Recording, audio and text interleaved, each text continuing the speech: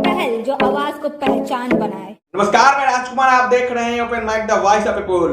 वादा किया तो निभाना ही पड़ेगा, नहीं तो जाना होगा जेल। आपने सही सुना, वादा किया तो निभाना ही पड़ेगा, नहीं तो जाना होगा जेल। आप सोच रहे होंगे कि मैं ऐसा क्यों कह रहा हूं, तो मैं आपको बतला दूं। भारतीय जननायक पार्टी ने एक मुहिम छेड़ी है कि राइट टू प्रॉमिस का। आप सभी जानते होंगे कि जब चुनाव का वक्त आता है तो जो हमारे प्रतिनिधि होते हैं चुनावी बोल में बड़े बड़े बोल जाते हैं, बड़े बड़े वादे कर जाते हैं, लेकिन धरातल पे कुछ भी नहीं दिखता। इसी के लिए जनता का हक दिलाने के लिए भारतीय जननायक पार्टी ने एक संविधान की मांग कर दी है और PIL भी दाखिल कर दिया है सुप्रीम कोर्ट में। तो मैं आपको सीधे जोड़ता हूं भारतीय जननायक पार्टी के राष्ट्रीय अध्यक्ष संतोष कुमार यादव के साथ। तो मैं सभी मीडिया के बंधुओं का मैं हार्दिक अभिनंदन करता हूं। राइट टू प्रॉमिस एक बहुत महत्वपूर्ण अधिकार है और बहुत महत्वपूर्ण कानून है। अभी आज़ादी के बाद 76 वर्षों के बाद जनता को पहले बार मिलने की तैयारी हो रही है। अभी तक नेता, मंत्री, अधिकारी या सांसद जितने भी प्रॉमिसेस करते थे और उस वादे को पूरा नहीं कर पाते थे, ऐसे में जनता को ठग करके और अपना वोट ले लेते थे। अब जनता को पहली बार ये राइट्स मिलने जा रहा है RTP के माध्यम से, और अब वादा किया तो निभाना पड़ेगा, नहीं तो जेल जाना पड़ेगा और साथ में कुर्सी गंवाना पड़ेगा। जिसके लिए हम लोगों ने माननीय सुप्रीम कोर्ट में, सर्वोच्च न्यायालय में हम लोगों ने एक जनहित याचिका दाखिल किया है, जिसका PIL नंबर है 3507 2019। माननीय सर्वोच्च न्यायालय में हम लोगों ने एक RTP नाम से जनहित याचिका दाखिल किया है। अब वादे को पूरा कराने का कानूनी अधिकार की मांग हो रही है। अब जितने भी सांसद, विधायक या नेता या पॉलिटिकल पार्टी हैं, अब वो उतने ही वादे कर पाएंगे जितना वो निभा पाएंगे। अगर नहीं निभा पाते हैं और उस वादे को नहीं पूरा कर पाते हैं, ऐसी स्थिति में उनकी सदस्यता रद्द होगी, उनकी पार्टी की मान्यता रद्द होगा और 10 वर्षों के लिए चुनाव लड़ने पर प्रतिबंध लगेगा। इसके साथ ही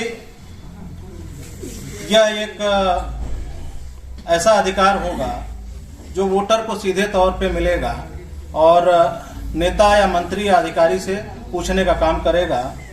ये इसके साथ साथ जितने भी पॉलिटिकल पार्टी घोषणा पत्र, मैनिफेस्टो या वादा पत्र या निभाएंगे पत्र जारी करते हैं, अब उनको स्टैम्प पेपर पे लिख के देना होगा। अगर वो नहीं देते हैं तो कोई भी आम जनमानस रिटर्निंग ऑफिसर के यहाँ जाकर के अपना प्रत्यावेदन दे करके उनकी सदस्यता रद्द करा सकता है और उन पे अभियोजन चलाने के लिए वाद दायर कर सकता है। ये कानून अभी बन गया है या बनने वाला है? नहीं, अभी माननीय सर्वोच्च न्यायालय में विचाराधीन है। हम लोगों ने जनहित याचिका दाखिल कर दिया और इस पे माननीय सुप्रीम कोर्ट ने सो मोटो भी ले लिया। अभी आपने 26 जनवरी को देखा होगा अखबारों के माध्यम से और आप लोगों के टेलीविजन के माध्यम से भी देखने को मिला होगा, जिसमें सो मोटो में कहा है कि मुफ्त के वादे पे अगर आप लोक लुभावने वादे करते हैं, ऐसी स्थिति में क्यों न पार्टियों की मान्यता रद्द कर दिया जाए। और इसमें 4 हफ्ते का समय भारत निर्वाचन आयोग को और केंद्र सरकार को दिया है कि 4 हफ्ते में अपना अपना जवाब दाखिल करें। कितनी पार्टियां इस कानून के सपोर्ट में है? सिर्फ आपकी पार्टी है या और भी पार्टी आपके साथ? हमने जो है, ये भारत की प्रथम ऐसी पार्टी है जो RTP का समर्थन करती है। अन्यथा कोई भी राजनीतिक दल नहीं चाहता है कि राजनीति में इस तरह का प्रभावी कानून बने और वो खुद इस दलदल में फंसे। RTI तो था, RTP का जो है उसको लाने की क्यों जरूरत पड़ी आपको? देखिए, RTI से सिर्फ सूचना मांग सकते हैं, उस पर आपके पास कोई अधिकार नहीं है। किसी से सूचना पाना ये कोई आपका राइट्स नहीं है। राइट्स इन द सेंस कि उससे किसी बारे में जानकारी हासिल कर लेने से उसका समस्या का निजात नहीं होगा, ना ही हल होगा। ये समस्या को हल करेगा, आपको एक अधिकार देगा। इस अधिकार के माध्यम से आप सिर्फ सूचना नहीं पा सकते, उस पर कार्रवाई भी करा सकते हैं। यानी आपकी पार्टी जब आगे बढ़ेगी तो आप जो वादे कीजिए उनको पूर्ण रूप से निभाइएगा? निश्चित तौर पे हम उतना ही वादा करेंगे जितना निभा पाएंगे और जितना कर पाएंगे। कोई जरूरत नहीं है कि हम 400 वादे करें, 300 वादे करें या 60 पेज का मैनिफेस्टो जारी करें। हम 10 ही करेंगे, लेकिन जितना कहेंगे उसको हर हाल में पूरा करेंगे। भारतीय जननायक पार्टी अभी भारत के कितने राज्यों में सक्रिय है? देखिए, हम लोग छोटे बड़े मिलाकर के 11 राज्यों में अपनी उपस्थिति दर्ज करा चुके हैं और आप लोगों को शायद इसका नोटिस आप लोगों ने नहीं लिया होगा। बिहार के लोकसभा कुछ सीटों पे भी हम लोगों ने चुनाव लड़ने का काम किया था और विधानसभा सीटों पर भी हम लोगों ने चुनाव लड़ने का काम किया। और ये आधिकारिक तौर पे मैं कहना चाहता हूं कि लोक जनशक्ति पार्टी के पैरेलल हमको वोट मिले थे, लोगों का समर्थन और प्यार मिला था। कुछ सीटों का आप भारत निर्वाचन आयोग की वेबसाइट से जाकर के सर्च कर सकते हैं। जैसे भोरे विधानसभा है, वहां पर 200-400 वोटों से हमारा उनका अंतराल रहा है और इस तरीके से जनता का प्यार आरटीपी के प्रति मिल रहा है। और हम लोगों का नारा है, अब कोई सताए तो हमें बताएं। अगर किसी को कोई प्रॉब्लम है तहसील स्तर पे, थाने स्तर पे या शासन स्तर पे, तो हमारे पार्टी के पदाधिकारियों से और हमारे पार्टी के नेताओं से संपर्क कर सकता है और वो जाकर के हमारे पार्टी की वेबसाइट के माध्यम से और सूचना तंत्र के माध्यम से हमें सीधे पत्र लिख सकता है और अपनी समस्या को हमको बता सकता है।